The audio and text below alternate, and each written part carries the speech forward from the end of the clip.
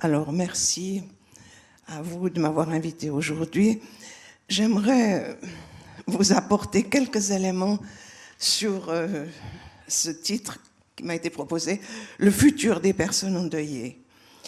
Ça fait beaucoup d'années que je m'occupe de personnes endeuillées et après m'être occupée de personnes atteintes de cancer et puis de personnes en soins palliatifs. Et j'ai été frappée ces dernières années par l'intensité des recherches qui avaient été faites sur le deuil, sur l'accompagnement du deuil, et puis en même temps la non-dissémination de toutes ces recherches qui avaient eu lieu. Et ce que je voudrais faire dans la demi-heure qui m'est allouée, c'est de partager avec vous quelques-unes de ces recherches, et puis aussi peut-être quelques éléments sur d'autres manières d'accompagner. Là, c'est vrai que pendant toutes ces années, j'ai, dans le cadre de vivre son deuil, et géré, animé des cafés deuil, des groupes de deuil, d'autres parfaits, ce qu'on appelle la thérapie du deuil, etc. Et là, maintenant, je suis à un endroit où je me dis que c'est très important qu'on soit ouvert à tout ce qui paraît, tout ce qui se met en place maintenant, même si ça nous demande de changer certains paradigmes que nous avons. Alors, quelques éléments sur les nouvelles recherches concernant les personnes endeuillées. Vous vous souvenez de cette chute des Twin Towers en 2001, où, grosso modo, 4000 personnes étaient décédées.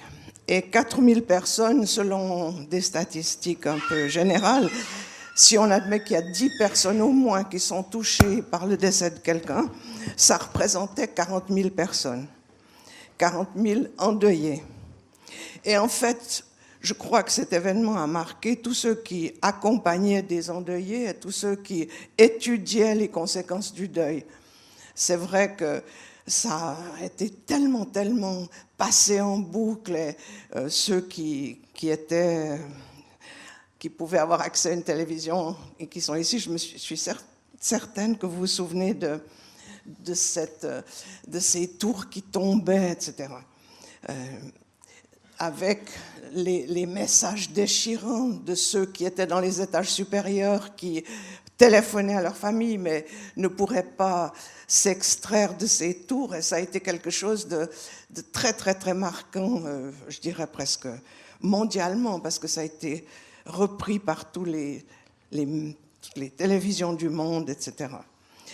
Et suite à cette situation, il y a eu, surtout aux États-Unis, et surtout dans la région de New York, un fonds qui a été donné par l'État, par des mécènes, par toutes sortes de gens, qui ont permis à un certain nombre d'universités de se mettre ensemble et puis d'étudier d'une manière qui n'avait jamais pu être possible les conséquences de cette situation. Et la personne qui a été centrale dans cette responsabilité de ces recherches, c'est un docteur Georges Bonanno, qui est à l'heure actuelle considéré comme vraiment un chercheur central pour tout ce qui touche au deuil, mais en même temps, je dirais qu'il est un peu contesté, surtout par les Européens, parce que on a, nous, une idée très,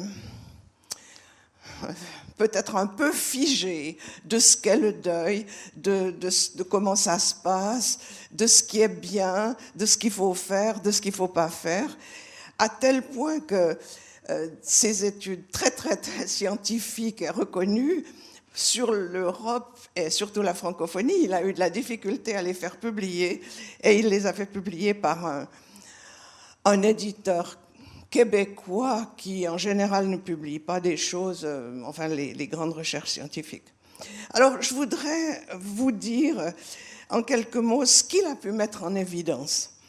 moi, je dois dire que quand je les ai lus, ça m'a été une sorte de choc parce que je me suis dit, mais tu ne peux pas continuer à donner tes cours sur le deuil, à faire ce que tu fais. C'est important de prendre en compte ce qui a été découvert. Et je parle de Bonanno, mais c'est vrai qu'il y a une énorme équipe de chercheurs là-dedans, dont il est plus ou moins le chef de file. Ce qu'il a pu mettre en évidence, avant tout, ce sont les capacités de résilience de la majorité des endeuillés. C'est vrai qu'on en est convaincus, nous aussi en Europe. En même temps, on cherche beaucoup à mettre en place, et on l'a entendu ici, et c'est magnifique de mettre en place tout ce qui peut être mis en place à l'intérieur des entreprises, à l'intérieur de la société, pour prendre en charge, c'est un mot que je déteste, mais enfin pour accompagner des personnes en deuil, leurs proches, tous ceux qui sont touchés par ce problème. Ce que les recherches ont mis en évidence, c'est que chaque personne a des possibilités de résilience extrêmement importantes. Dans ses recherches, il a mis en évidence, entre autres, que de 55 à 65%, j'ai un petit truc là en principe, voilà, vivent leur deuil, avec des hauts et des bas bien entendu, mais avec une capacité de résilience extrêmement importante. Bien sûr, il y a des gens qui vont avoir de grandes difficultés et puis pouvoir reprendre leur vie, et puis d'autres qui sont dans une sorte de peine chronique qui reste problématique durant très longtemps. Mais surtout, ce qui a été une sorte de découverte, si vous voulez, c'est cette grande majorité de gens qui arrivent à sortir d'un deuil. Voilà. Et Georges Bonanno s'est mis, suite à cela, à questionner la notion de travail de deuil. Elle avait été élaborée par Freud, mais en fait, elle n'avait jamais été étudiée scientifiquement avec les moyens dont ont disposé ces chercheurs dans ces 10 dernières années. Et suite à ces recherches, la notion de travail de deuil telle que Freud l'avait énoncée a été vraiment mise en question. Et à l'heure actuelle, on se rend compte que Freud, ensuite un autre psychiatre très connu de l'époque qui s'appelait Lindemann, ont même partant de cette idée de travail de deuil, affirmé qu'il faudrait se méfier des réactions apparemment saines liées à une perte.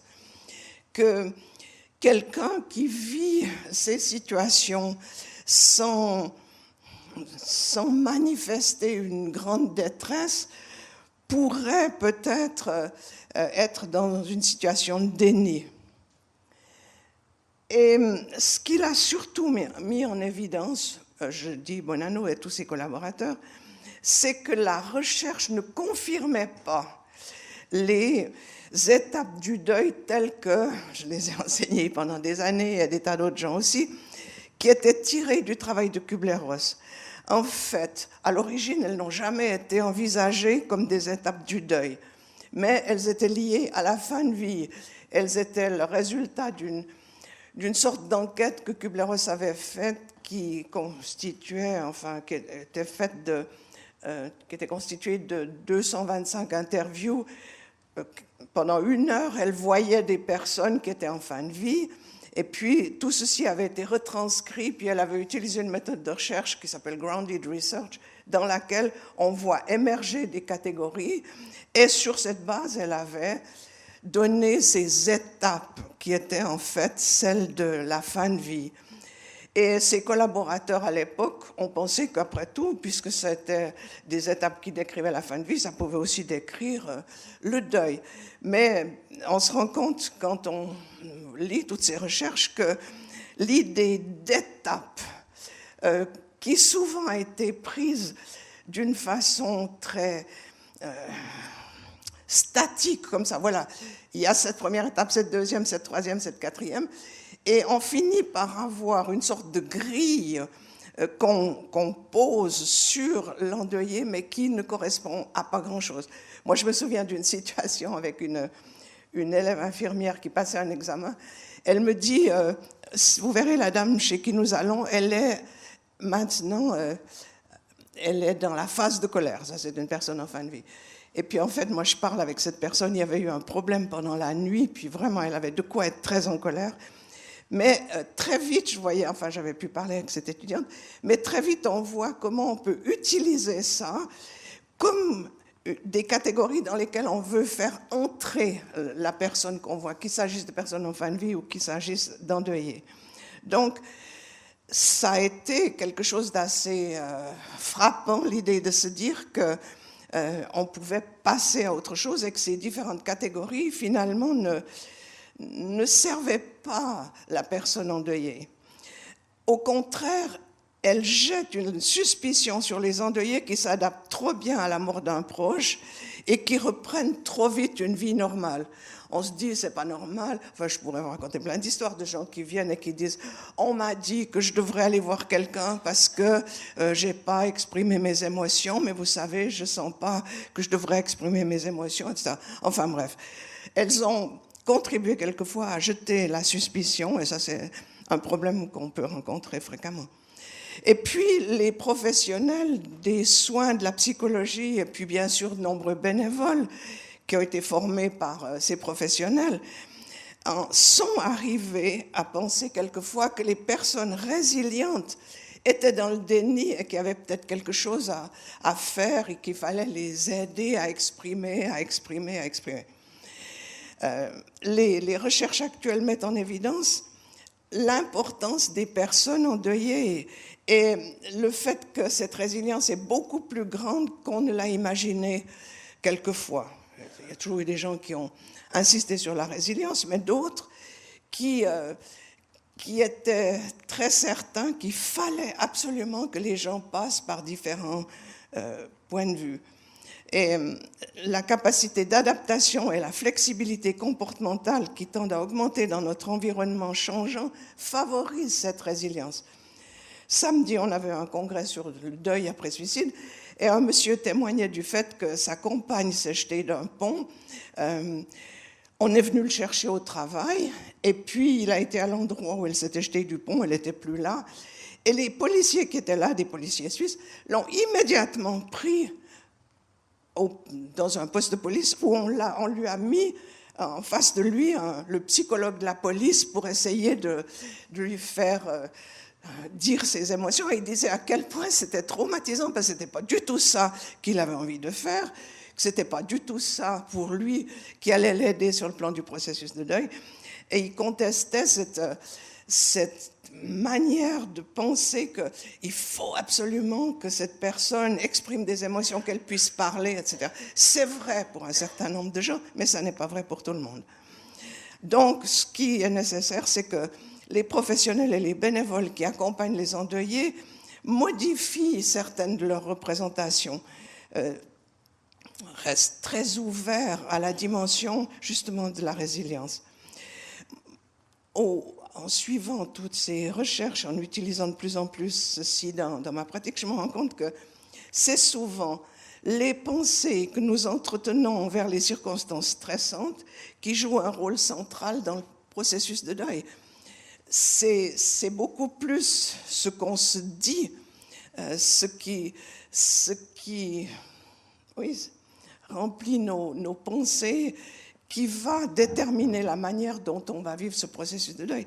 Et ce que Bonanno met en évidence, c'est que si on donne aux gens l'impression que c'est terrible, c'est tellement dangereux, il faut absolument faire quelque chose. Dans un dernier café deuil que j'ai fait, il y avait une personne qui avait perdu son enfant par suicide. Elle me dit, oh ben, je viens, vous savez, parce que je vis une chose terrible. Mon médecin m'a dit, vous savez, madame, c'est un deuil dont on ne sort jamais. Et heureusement, il y avait dans ce café deuil une autre une autre personne qui était dans la situation d'avoir aussi perdu un enfant, que je connaissais, qui était une infirmière qui avait perdu cette fille. Et au bout d'un petit moment, j'ai donné la parole à l'autre dame, je savais qui avait vécu ça d'une façon tout à fait différente. Et elle a pu donner son témoignage vis-à-vis de cette autre personne en disant « Mais madame, moi je peux vous dire que c'est un deuil difficile, mais c'est un deuil dont on peut guérir. » Et ça me donnait ça soulignait cette idée que très fréquemment on peut poser sur l'autre notre vision des choses et péjorer probablement son parcours à lui. Les personnes qui ont au contraire une croyance indéfectible en leur capacité de pouvoir s'en sortir, en général réussissent à rassembler leurs forces, à bien s'entourer et à tout mettre en œuvre pour rétablir l'équilibre dans leur vie. Et on a des gens comme ça. On a fait venir dans un congrès une Québécoise qui avait perdu ses 5 enfants dans un incendie. Elle nous a donné pendant 1 heure comment elle avait vécu ce deuil-là. Il y a du reste un CD que l'association fera là-dessus. Et c'est absolument incroyable comment cette personne, dès le début, elle n'a pas voulu d'accompagnement particulier. Elle a su chercher ce qu'il lui fallait et elle s'en est sortie d'une manière qui nous a tous surpris et émerveillés. Un autre aspect que Bonanno met en évidence, c'est que la mise en place de cellules de crise dès qu'il y a un événement qui pourrait être traumatique peut aussi compliquer le futur des endeuillés. Ces structures sont nécessaires, indispensables dans certains cas, mais je dirais c'est comme la médiation, on ne peut pas les forcer. Et c'est vrai que quelquefois, elles ont eu un effet contraire, plutôt que de soutenir et de promouvoir l'utilisation des ressources, elles ont parfois inquiété les personnes. La majorité des gens ne vivent pas le deuil comme une crise et ils ont les capacités d'y faire face. Ils le vivent comme un événement de la vie et culturellement, on se rend compte que beaucoup d'autres cultures aussi le vivent comme un événement de la vie. On le vivra tous, ou on l'a tous vécu, et on est équipé pour pouvoir y faire face. L'expression des émotions, dans les recherches aussi, les recherches montrent que ça a été survalorisé et que c'est absolument pas une panacée, qu'il y a des moments où une émotion réprimée favorise l'adaptation. L'essentiel, c'est d'avoir cette flexibilité comportementale, mais pas forcément de suivre un parcours qui serait le parcours.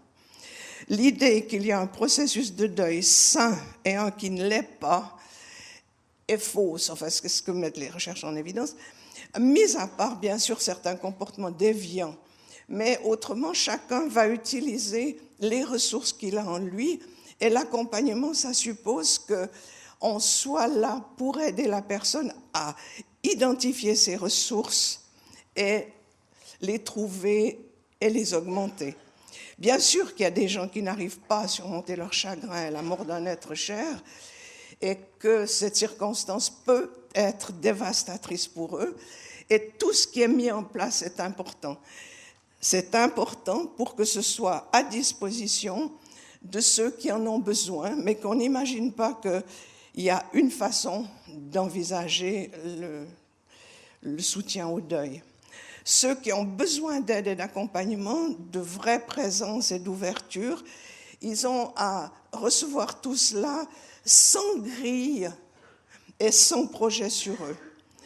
L'important, c'est de leur donner des outils afin qu'ils puissent faire face. Et à l'heure actuelle, on a des outils disponibles, des outils, des méthodes, etc., qui vont favoriser autant que possible l'autonomie, autant que possible l'utilisation des ressources qui sont dans la personne.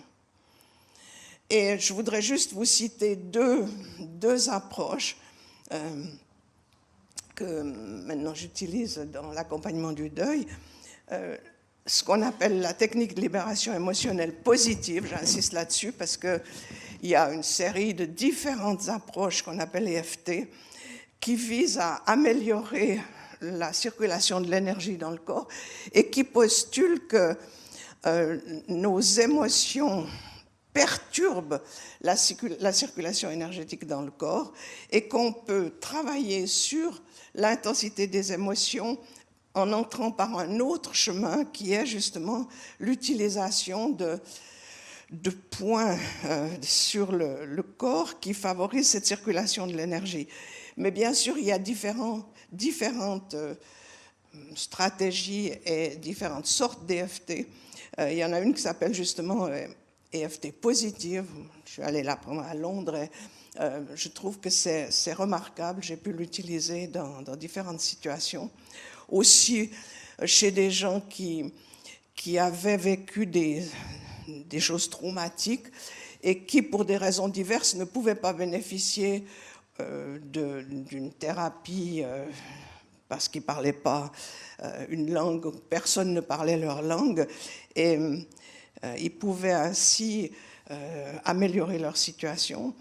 Là, l'hypothèse de base dans cette EFT positive, c'est que lorsqu'une personne est triste, apeurée, qu'elle se sent dévastée, son corps énergétique ne va pas bien, l'énergie est bloquée, et en se centrant directement sur la circulation d'énergie, les émotions se calment, la pensée se clarifie et le corps peut reprendre des forces. C'en est une. Et alors, il s'agit de... vous avez sûrement vu des publicités là-dessus, mais enfin, ça c'est celle qu'on appelle positive, qui est extrêmement simple et qu'on enseigne à la personne. Il s'agit de faire des tapotements à ces différents endroits, au bout de chaque doigt, tout en évoquant la situation qu'on voudrait atteindre, plus de détente, de tranquillité, de paix, etc. Et la personne, c'est le docteur Hartmann, qui a mis cette situation-là au point. Elle s'occupe beaucoup de gens en deuil. Elle a une grande expérience et moi, j'ai eu l'occasion de beaucoup apprendre avec elle. Il y a une autre technique qui s'appelle l'hémotrance, qui est une autre méthode aussi extrêmement utile et très, très simple à utiliser et qu'on enseigne aux gens qui les aide à se sentir mieux sur le plan de leurs émotions. Et là aussi, ça vise à rétablir la circulation énergétique du corps en permettant aux émotions pénibles d'être évacuées avec beaucoup de douceur. Et dans ce qu'on appelle l'hémotrance, on commence... Donc la première chose, c'est montrez-moi, on dit aux gens, montrez-moi avec votre main où est-ce que vous ressentez l'émotion dans votre corps. Et puis ensuite, on demande à la personne comment elle ressent cette énergie. Et puis où est-ce qu'il y a encore un autre lieu où il y a cette énergie. Et puis ensuite, c'est intéressant, on combine en fait un travail énergétique avec de la visualisation. Où est-ce que cette énergie voudrait aller? Où est-ce qu'elle veut aller? Et puis ensuite, on dit à la personne, cette énergie s'adoucit et coule, vous la voyez aller là où elle veut aller. Et puis, c'est absolument étonnant. Les gens savent la localiser et ils savent dire où elle veut aller. Et petit à petit, on répète ce processus un certain nombre de fois. Et ensuite, on évalue où on en est. Et très souvent, les gens se sentent beaucoup mieux. Moi, je l'utilise avec des gens dans deuil après suicide, quand ils disent que ça revient, ils sont au travail ou je ne sais pas où ça revient. On met en place ce processus et la personne a elle-même un moyen de le vivre différemment. On peut dire que vivre un deuil restera toujours une expérience douloureuse. Cependant, chaque personne possède des capacités de résilience insoupçonnées et je crois que c'est ça que nous devons considérer. Le point essentiel à retenir pour tous ceux qui soignent, qui accompagnent, qui éduquent, moi je dirais que c'est l'extraordinaire résilience de l'être humain. Cet être humain, il a besoin d'être soutenu dans sa marche plutôt que porté. Il a besoin d'un regard qui contemple ces incroyables ressources et les met en évidence. Et je voudrais juste terminer en vous laissant mon proverbe préféré. c'est qu'un arbre qui tombe fait plus de bruit qu'une forêt qui pousse. Et je vous assure que chaque être humain a cette capacité de faire repousser la forêt, même quand des arbres sont tombés. Je vous remercie pour votre attention. Merci beaucoup, Madame Poletti.